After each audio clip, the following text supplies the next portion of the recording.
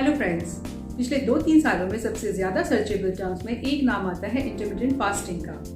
बहुत सारे सेलिब्रिटीज खुद को फिट रखने के लिए या फिर खुद का वेट लूज करने के लिए इंटरमिटेंट फास्टिंग फॉलो करते हैं। मीडिया में आपको सक्सेसफुल सीईओज के इंटरव्यूज देखने को मिलेंगे जिसमें उन्होंने कहा है कि इंटरमिटेंट फास्टिंग की वजह से वो और ज़्यादा प्रोडक्टिव और फोकस्ड हो पाए हैं।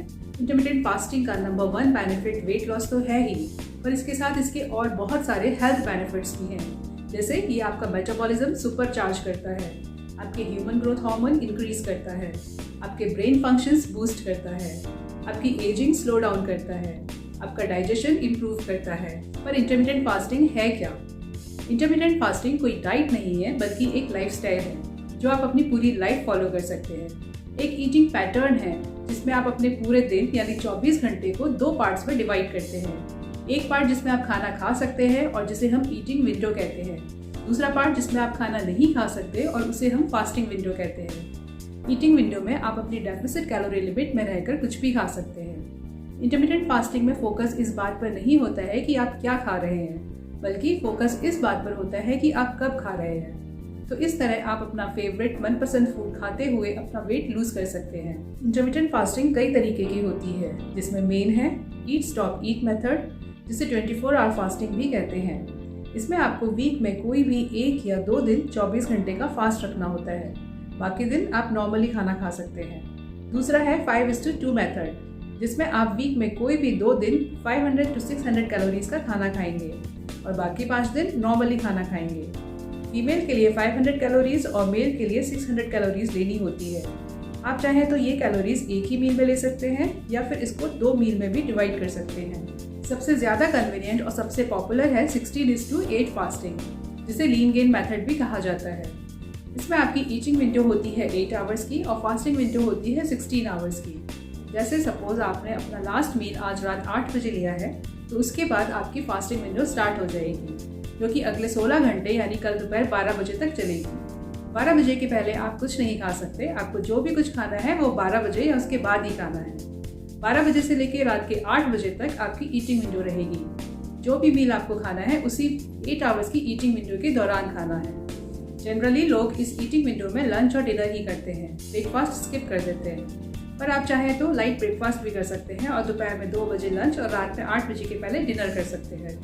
स्टार्टिंग में हो सकता है आपको थोड़ा हेडेक फील हो, क्योंकि इतने सालों से हमारी बॉडी को जो आदत है सुबह चाय पीने की या फिर अर्ली ब्रेकफास्ट की, वो उसको नहीं मिलेगा तो ऑब्वियसली वो थोड़ा रिएक्शन तो दिखाएगी, पर धीरे धीरे वो इस नए पैटर्न में एडजस्ट हो जाएगी और विदिन अ वीक आपका हेडेक भी गायब हो जाएगा। ईटिंग विंडो के 8 आवर्स आप अपनी लाइफस्टाइल के हिसाब से चूज कर सकते हैं। आप चाहें तो 10 to 6 PM की विंडो या 11 to 7 PM की विंडो भी रख सकते हैं। मील फ्रीक्वेंसी भी आप अपने हिसाब से रख सकते हैं, पर आपका total calorie intake deficit calorie की लिमिट के अंदर ही रहना चाहिए, तभी आपका वेट लॉस स्पीड अप होगा। डेफिसिट कैलोरी का कॉन्सेप्ट समझने के लिए आप मेरा video how to lose weight without exercise देख सकते हैं, जिसका लिंक मैंने नीचे डिस्क्रिप्शन बॉक्स में दिया हुआ है। इंटरमिटेंट फास्टिंग में फास्टिंग विंडो मेल के लिए 16 आवर्स की होती है और फीमेल के लिए 14 आवर्स की फास्टिंग विंडो सुटेबल रहती है, क्योंकि फास्टिंग में फीमेल की बॉडी मेल की बॉडी से हार्मोनल लेवल पर डिफरेंटली रिएक्ट करती है। तो फीमेल के लिए बेटर है कि आप 12 आवर्स की फास्टिंग विंडो से स्टार्ट करें और फिर धीरे धीरे उसको 14 आवर्स की विंडो तक लेकर जाएं। अगर आप चाहें तो आप 15 to 16 आवर्स की फास्टिंग विंडो भी रख सकते हैं अगर आपको सूट करता है तो। इंटरमिटेंट फास्टिंग से वेट कैसे रिड्यूस होता है? जब हमारा लास्ट मील डाइजेस्ट होता है, जिसमें करीब 4 से 6 घंटे लगते हैं, तो उसके डाइजेस्ट होने के बाद हमारा इंसुलिन लेवल डाउन होने लगता है और क्योंकि हमारी बॉडी फास्टिंग मोड में होती है तो हमारी बॉडी को एनर्जी बाहर के खाने से नहीं मिल पाती, तो वो अपनी एनर्जी बॉडी में ऑलरेडी स्टोर्ड फैट को बर्न करके लेती है और इस तरह हमारे फैट की बर्निंग स्टार्ट हो जाती है और हमारा वेट रिड्यूस होना शुरू हो जाता है। जितने लंबे समय तक फास्टिंग चलती है, फैट बर्निंग भी उतनी ज़्यादा होती है। अब देखते हैं इंटरमिटेंट फास्टिंग के बेनिफिट्स क्या हैं। इंटरमिटेंट फास्टिंग से हमारा मेटाबॉलिज्म स्पीड अप हो जाता है, जिससे फैट बर्निंग भी फास्टर हो जाती है। इंटरमिटेंट फास्टिंग में क्योंकि हमारी ईटिंग विंडो शॉर्टर पीरियड यानी 8 आवर्स की होती है और हमें जो भी खाना खाना है वो हमें इसी ईटिंग विंडो के अंदर ही खाना है, तो ऑटोमेटिकली हमारा टोटल कैलोरी इंटेक खुद ब खुद कम हो जाता है, जो कि हमारे वेट लॉस में हेल्पफुल रहता है। इंटरमिटेंट फास्टिंग से ह्यूमन ग्रोथ हार्मोन इंक्रीज होते हैं। ह्यूमन ग्रोथ हार्मोन, जिसे फाउंटेन ऑफ यूथ कहा जाता है, पीक पर होते हैं जब आप यंग एडल्ट होते हैं, फिर 20-25 साल की उम्र के बाद ये डिक्लाइन होने लगते हैं। ग्रोथ हार्मोन इंक्रीज करने के सिर्फ 3 तरीके हैं। पहला है डीप स्लीप, दूसरा है एक्सरसाइज और तीसरा है फास्टिंग। जितने ज़्यादा लंबे समय तक आपकी फास्टिंग चलती है उतनी ज़्यादा मात्रा में ह्यूमन ग्रोथ हार्मोन रिलीज होते हैं। ग्रोथ हार्मोन मसल बिल्ड करने में और फैट बर्न करने में काफ़ी हेल्पफुल रहते हैं और इस फैट बर्निंग की वजह से हमारा बेली फैट भी काफ़ी तेज़ी से रिड्यूस होता है। Intermittent fasting insulin sensitivity improve करता है, जिससे टाइप 2 डायबिटीज़ होने के चांसेस कम हो जाते हैं। हमारा डाइजेशन इम्प्रूव करता है, हमारे ब्रेन फंक्शंस बूस्ट करता है, बॉडी सेल रिपेयर करता है और साथ में वेस्ट सेल्स रिमूव करता है। इंटरमिटेंट फास्टिंग हमारा एनर्जी लेवल बढ़ाता है।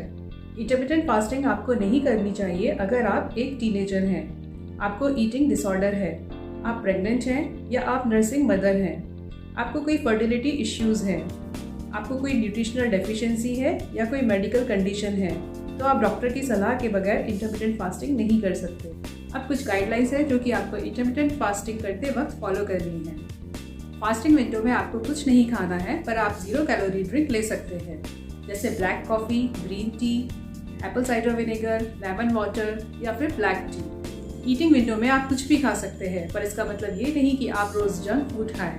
ईटिंग विंडो में आपको अपना मील हेल्दी और न्यूट्रिशियस रखना है, ताकि बाकी समय में आपको फूड क्रेविंग्स ना हो। प्रोटीन अच्छे से लेना है, हो सके तो आपको हर मील में प्रोटीन ऐड करना है, ताकि वेट लॉस के समय मसल लॉस ना हो।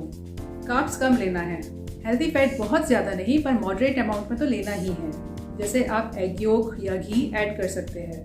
हेल्दी फैट बंद बिल्कुल नहीं करना है, स्पेशली फीमेल्स को, क्योंकि फीमेल में fat to muscle ratio male से ज़्यादा होता है और फीमेल्स को अपनी स्किन के लिए भी फैट की ज़रूरत होती है। खूब सारी वेजिटेबल्स और फ्रूट्स खाना है, आलमंड्स और वॉलनट्स अपनी डाइट में ऐड करना है। अपना डिनर आपको सोने से 3 घंटे पहले फिनिश कर लेना है। फास्टिंग के दौरान आपको पानी बहुत पीना है, अपने आप को फुली हाइड्रेटेड रखना है। इंटरमिटेंट फास्टिंग से आप एक दिन ब्रेक भी ले सकते हैं। तो इस तरह इंटरमिटेंट फास्टिंग फॉलो करते हुए आप अपनी ओवरऑल हेल्थ और एनर्जी लेवल इम्प्रूव कर सकते हैं। उम्मीद है कि आपको इंटरमिटेंट फास्टिंग का कॉन्सेप्ट समझ में आया होगा। मिलते हैं अगले वीडियो में, तब तक के लिए बाय एंड टेक केयर।